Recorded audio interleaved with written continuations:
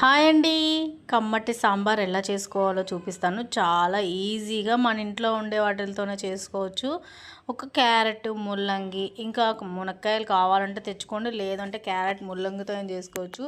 First అయితే మనము బేడలు కడిగేసుకొని దాంట్లో నీళ్ళు పోసేసుకొని ఉప్పు వేసేసుకొని, ఎక్కువ నీళ్ళు పోసుకోవద్దండి, తక్కువనే పోసుకోండి. ఎక్కువ పోసామంటే పొంగిపోయి మొత్తం బయటికి వచ్చేసిందనమాట. నేను ఎక్కువ నీళ్ళు పోసేసుకున్నాను అనమాట. నీళ్ళు పోసుకుని మొత్తం నీళ్ళన్నీ పోయాయి, పొంగిపోయి విజిల్ వచ్చినప్పుడల్లా నీళ్ళన్నీ పోయాయి అనమాట.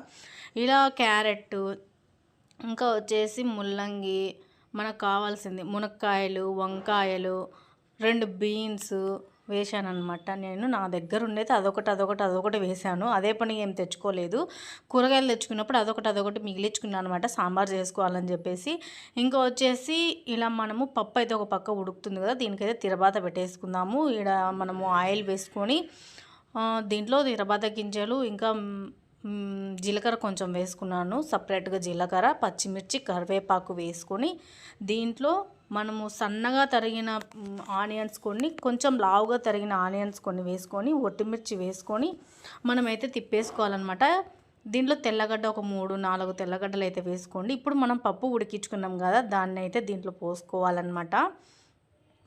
మనం కూరగాయలు ఉడకబెట్టుకున్నాం కదా, ఆ కూరగాయలన్నీ కట్ చేసినవన్నీ ఏం చేస్తామంటే ఒక 2 విజిల్లు అయితే పెట్టేసుకోండి. ఎక్కువ పెట్టేసుకున్నామంటే మునక్కాయలు ఉంటే మాత్రం బాగా చితికిపోతాయి అనమాట, పీసులుగా అవుతాయి. ఈ తిరబాతులోనే టమాటాలు వేసుకోవాలి, చాలా టేస్టీగా ఉంటుంది. ఈ టమాటాలు వేసుకుంటే మాత్రం పప్పుతో పాటు ఉడకబెట్టడం కన్నా ఇలా తిరబాతలో వేసుకుంటే టమాటాలు చాలా బాగుంటాయి. చాలా బాగా మగ్గిపోయిన తర్వాత మనకు తోలు అనేది వచ్చే వరకు బాగా తిప్పుకోండి. టమాటాలు అయితే మూత పెట్టేసుకొని ఒక 2-3 సార్లు తిప్పేసుకొని తర్వాత ఈ పప్పు ఉడకబెట్టుకునేది అయితే వేసేసుకొని కొంచెం ఒక చిన్న నిమ్మకాయ అంత చింతపండు అయితే నానబెట్టుకోండి. మనం ఇది చేసేటప్పుడు నానబెట్టుకోండి. అప్పటికి మనము ఇదంతా చేసుకునే లోపు నానిపోయి బాగా మనకి గుజ్జు అనేది వస్తుంది. ఆ చింతపండు గుజ్జ వేసుకోండి, చూసుకొని పులుపు తగినంత వేసుకోండి.